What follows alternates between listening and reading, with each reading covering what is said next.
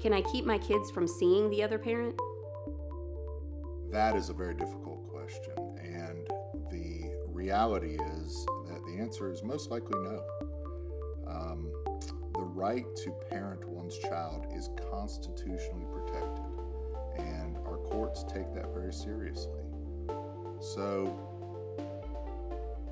before a court is going to take away a parent's right to see their child, they're going to try everything they can to figure out a solution to the problem without doing that. And there are plenty of cases where parents have to be supervised when they see their children.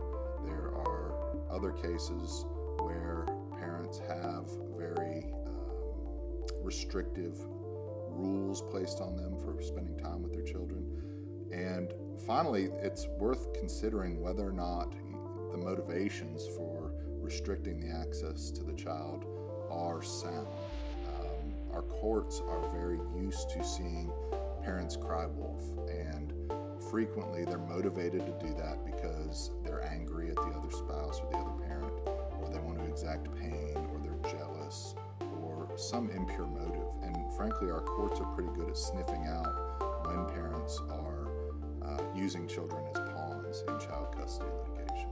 Now, ultimately, the court does have the ability to terminate parental rights, and a TPR is a very extreme mechanism that is typically used when a parent voluntarily disengages from the child's life, and they're not frequently granted if that parent opposes them.